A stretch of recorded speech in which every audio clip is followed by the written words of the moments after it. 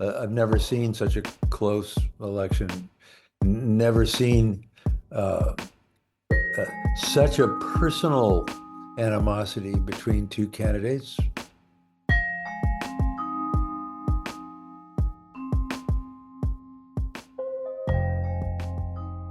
Hi there, it's WAMC News Director Ian Pickus. And on this episode of the WAMC News Podcast, The Choice. The presidential election is almost here, and it features a familiar face who's already held the office against a trailblazer many Americans are still learning about. A new PBS Frontline documentary is the latest in an election year series focused on the candidates that dates back to 1988.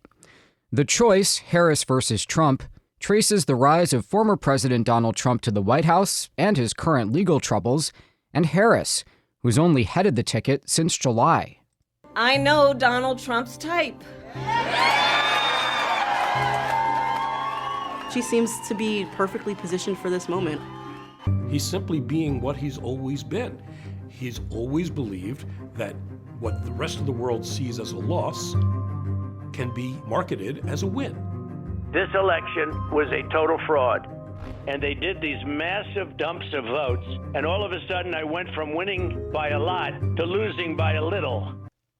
Well, joining us now is filmmaker Michael Kirk. Welcome back. It's great to be back, Ian. Thank you. So does this election feel different to you? Unbelievably so. I've never seen such a close election, never seen such a personal animosity between two candidates. The way the candidate Harris landed on the ticket, Biden jumping out of the race almost a couple of months ago now, I guess exactly a couple of months ago now. Just all of it, the chaos of all of it, the assassination attempt on Trump. If you're a filmmaker and your job is to tell this story every 4 years, you have a fairly, and we've been doing it since the late 80s, you have a fairly good frame of reference, but this is astonishing to see happen right before our eyes and our lenses from our cameras. How much sort of recutting and scrambling did you have to do when Biden was replaced by Harris? Because for a while, this looked like a rematch. It was a rematch, and it was a kind of moribund rematch in lots of ways. We'd made this film in 16, so we knew Trump from 16, and then 20, we knew him again. We knew Biden from 20, and then we had a choice coming that was both of them familiar candidates to us as filmmakers and to the American people. When Biden dropped out in the middle of the summer, we had to pick up with a new candidate who there's never been a major documentary made about her. There was not really a definitive biography made about her. Hardly anybody in the archive houses had any old footage of her. And we had about 2 months to get it together, but we did it, and it's a fascinating story. And part and parcel of just kind of the crazy chaos surrounding this particular election from our perspective. So for people who haven't seen the film yet, and I would recommend it, it's a great way to get up to speed, obviously, if you haven't paid attention every single day like some of us degenerates have. But how did Harris get to this point? I mean, people know she's the vice president, but she had a long and kind of winding road to get there. She's the child of a mother who was a Brahmin, raised in the Brahmin caste in India, angry at her family and her family angry at her. She, by herself, came to America at 19, became a cancer researcher at the University of California at Berkeley, met a man from Jamaica, a black man from Jamaica. They had a couple of kids, Kamala and Maya. Shamala, the mother, and Donald, the father, divorce. Kamala is 7, and they live in Berkeley, on the flats of Berkeley, in a sort of working class house and neighborhood that is, her mother makes a determination, even though they're mixed race, her skin is dark enough that she decides they're going to be recognized as Black people in America, so they need to live in a Black environment. She makes that happen. The mom is a big social justice warrior and infuses that in her daughters. And we watch her story. We watch Kamala grow in that environment, protesting mother, single mom, the Berkeley, California, which a lot of people called Berkeley, California at the time. The Panthers all around, the trials of the as the American government was, going after them, the free speech things, the anti-Vietnam War protests. So she was steeped in all of that from the very beginning. And throughout her life, she has faced the decision: do I fight from the outside? She's determined to fight. She's been taught to fight. Do I fight from the outside or from the inside? And she makes a decision, as people will see in the film, to become a prosecutor of all things, as an attorney. Her mother is shocked. Her family is amazed that she's going to join the man in law enforcement. Fascinating twist, and many, many more like that in her life. Yeah, I'm glad you stopped there because I want to ask you about that reputation. She has pitched herself throughout her career as a reformer in these institutions. But in this election specifically, she's also said, hey, I'm the law and order candidate. I used to go against felons like Donald Trump is now. What's the truth about how she approached her role as, both DA and then AG? In the very beginning, there's a section in our film. By the way, the film is a weave of the two lives. So every 6 minutes or so, it changes to the other person. Not the Donald Trump weave, a different weave. That's a different weave for Trump. But at the same time, you get in your head what's happening with him and what's happening with her. So by the time she comes around to being a district attorney, running for district attorney, she wins. 4 months into the job, there's a murder of a police officer. It rarely happens in San Francisco. The community, the law enforcement community, everybody are up in arms, and they want to impose the death penalty on the shooter. But Harris has promised in her campaign that she will not ever seek the death penalty. That she has a strong position on it.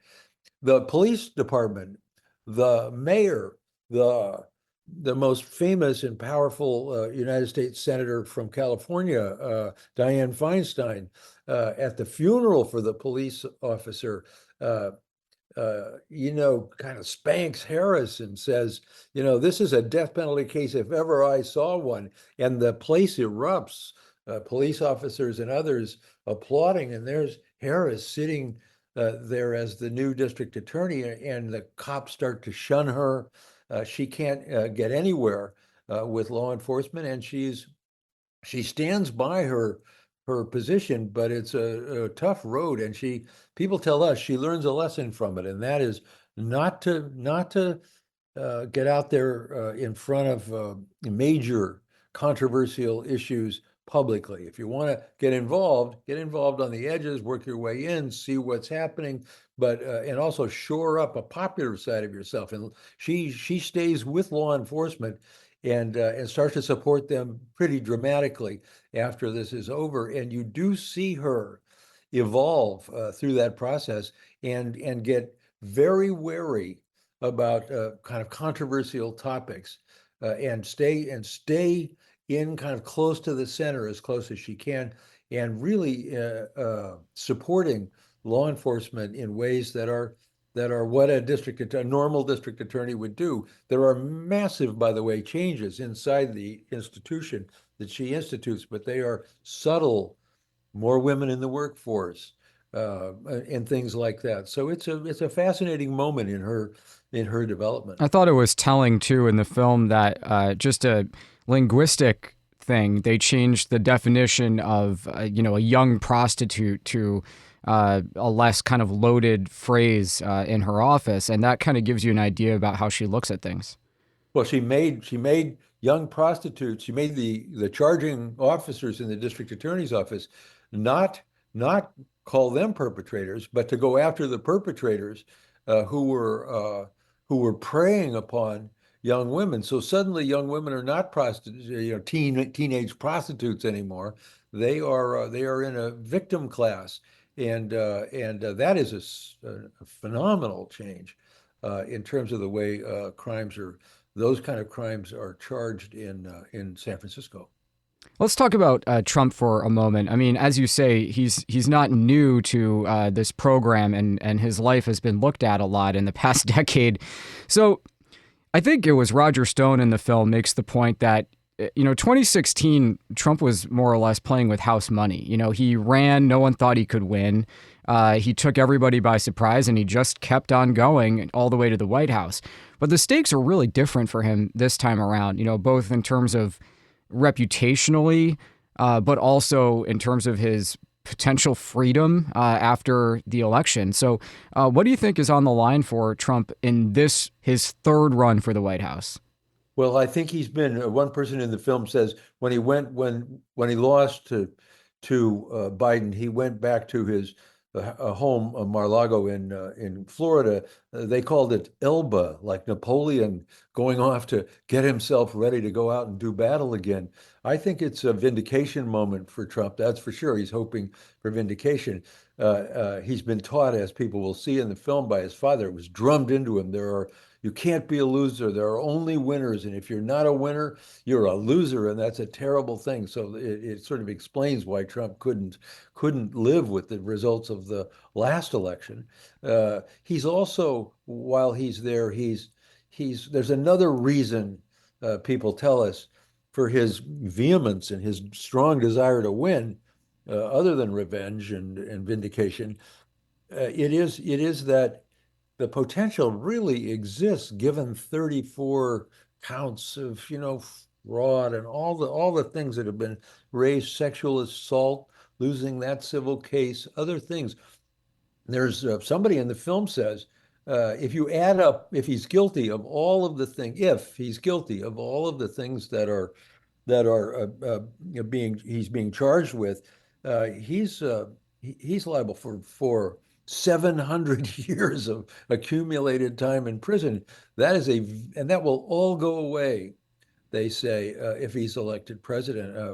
So it's yet another motivation for Donald Trump to win. And of course, he says all of these prosecutions are persecutions, and it will be his moral obligation and right, if he wins, to push them all away in a legal sense and stop the persecution of Donald Trump by a variety of law enforcement and legal groups. How do you be fair in a project like this? I think it's fair to say that Harris she's the first woman vice president. She's a multiracial figure. She's a unique candidate, but she's also, as a politician, a fairly standard type of figure that we're used to in our politics, where the other person is unlike anybody we've ever had in America. Impeached twice, all the legal troubles, lying almost constantly. And yet this is still a binary choice for voters. As a filmmaker, how do you approach that dichotomy? You can't think about it that way, in a way. You have to think about it as, because it's a weave and because you want it to feel fair in terms of, just in the roughest way, in terms of the amount of time you devote to each candidate. And the time is almost to the seconds equal across the 2 hours. And then your job is to try to identify the critical 10 moments in their lives, and then be as fair as you can be. And these are moments that lead the viewer to understand that to be, there's a phrase I always use: a president can bring to the job no more than the lessons of his life or her life. In this case, a president can bring to the job no more than the lessons of his or her own life. So that's what the film is about. It's not about policy or anything else. So it is asking in 10 different scenes what parts of what they've acquired as a life method emerge. And all of this is designed to be predictive so that you can understand how she might act, how he might act in future encounters as a president of the United States, future things that have to happen. All of it in the midst of a chaotic and divisive election. So how do you do it? You tell the very clearest story you can that informs that decision about what is their life method? What have they learned to do? What are they operating on? Well, this is without getting in their heads. This is just what has actually happened. And I think if you do that and you do it fairly, yes, many of the things in the Trump scenes are tough. Uh, we made every scene with the recognition that 70 million people voted for him last time, and he has even now in the face of everything that's happening, such a following. What's that about, and how is he responding to it? That's just critical to our job of laying it out, including warts and all with Donald Trump and warts and all with Kamala Harris. She's not perfect by any stretch of the imagination. So it's our job to be fair. It's our job to be accurate. I don't know. I never think about objective. I don't know what that really means, but I think it is the film, I hope, by showing just exactly as close to who they really are as you can, has a kind of interesting, I won't even say balance. It's just an interesting and fair feeling, I hope, as a revelation of what they have actually done and where they actually came from. Just one more thing. So much of this election is about how media is sort of refracted into the end user. And a lot of us are now getting separate streams of information, or we're getting information that is helpful to our tribe versus a different tribe. And it just occurs to me that, what you're doing is old-fashioned in the best kind of way.